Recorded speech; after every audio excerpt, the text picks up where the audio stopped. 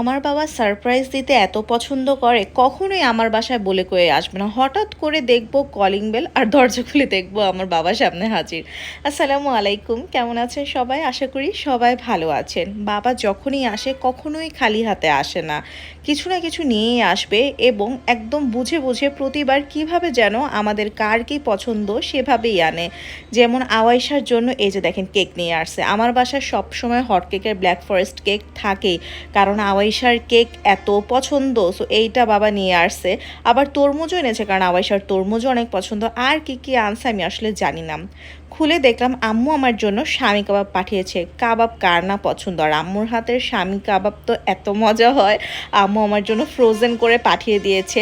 এটা রেখে রেখে যখন মন চায় ভেজে ভেজে খাওয়া যাবে। এটার মধ্যে কি এটা বুঝতে পারতেছি না। আজকে শুনেছিলাম যে বাবা বাসায় মোরগ পোলাও রান্না করছে, সো আমার কেন জানি মনে হয়েছে মেবি এটাই হবে।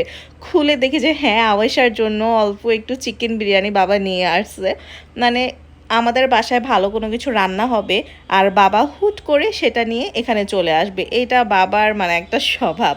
এরপরে তরমুজ এনেছে, কারণ আওয়াইশার তরমুজ এত পছন্দ। আর এখন গরমের সিজনে তরমুজ কার না পছন্দ। শ্রাবণ দিন নাই রাত নাই, 24 ঘন্টা পুরো রোজার মধ্যে শুধু এক তরমুজ খেয়েই পার করে দিছে। আর এগুলো কি এটা অ্যাকচুয়ালি জানি না, বাট দেখে মনে হচ্ছে মেবি বেকারি আইটেমসগুলো। তো আমি এখন একে একে খুলবো। ফার্স্টেই দেখলাম এটার মধ্যে এরকম পেঁচানো একটা ঝাল বেকারি আইটেম, এটা খেতে কিন্তু খুবই মজা। আর এটা একটা বিস্কুট, জাস্ট শনপাপড়ির মতো টেস্ট, এটা এত মজা ছিল। আর এটা একটা নোনতা টাইপের বিস্কুট ছিল, এটা নর্মাল কমন বিস্কুট, বাট সবচেয়ে ইনোভেটিভ একটা জিনিস ছিল সেটা হচ্ছে এইটা। এটা জাস্ট লাইক মিষ্টি বাখরখানি, খুবই মজা ছিল। আর বাবাকে হঠাৎ করে দেখে আমি খুশি তো অনেক হয়েছি, বাট কি রান্না করব কি খাওয়াবো একদম জাস্ট খুবই পাজল হয়ে গেছিলাম।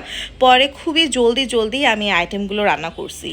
এখানে আছে সাদা পোলাও, তারপর ডিমের কোরমা, খুবই জলদি জলদি রান্না করছি। রুই মাছ ভাজি করছি, মানে যা যা খুবই ইনস্ট্যান্ট করা যায় সেই আইটেমগুলোই করছি। একটু ঝাল মুরগি আমি আওয়াইশার জন্য এমনিও রান্না করতেছিলাম, সো ওইটাও হয়ে গেছে। আর আমার নিজের ডায়েটের জন্য আমি একটু ভেজিটেবল রান্না করতেছিলাম, সেটাই হয়ে গেছে। আর বাবা খুবই ডাল ভুনা পছন্দ করে, সো একটু ডাল ভুনা করে দিছি।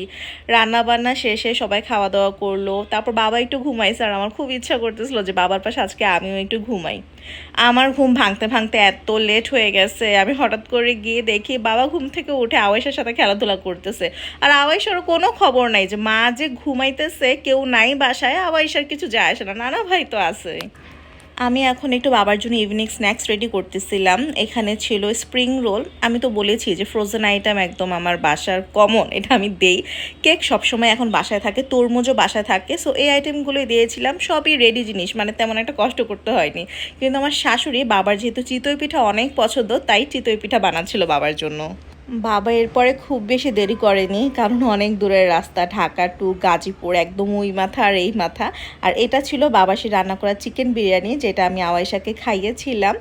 আর আওয়াইশাকে নিয়ে এখন আমি রাতের বেলা যখন শাওন কাজ থেকে ফিরেছে একসাথে কেকটা কাটবো। একসাথে না কেক কাটলে খুব ভালো লাগে, কোনো ওকেশন না হোক। আমরা সাধারণত কোনো ওকেশন ওয়াইজ কেক কাটি না, আওয়াইশা খেতে পছন্দ করে, এজন্য যখন তখন কেক আনি, এরপর সবাই একসাথে কাটি।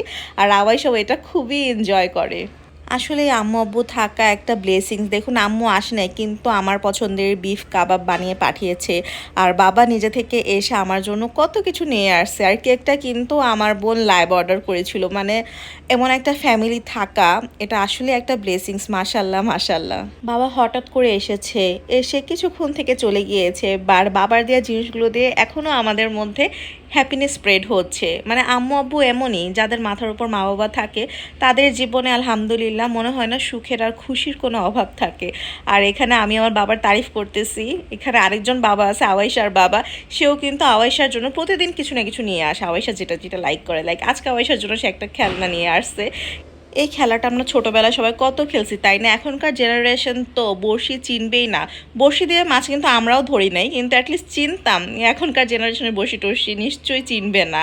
সো এটাই ছিল আজকে আমার একটা ছোটোখাটো ব্লগ। সবার কেমন লাগলো জানাবেন। যাদের আমার ভিডিও ভালো লাগে প্লিজ আমার ইউটিউব চ্যানেলটি সাবস্ক্রাইব করে দিবেন। Thank you for watching. Allah হাফেজ।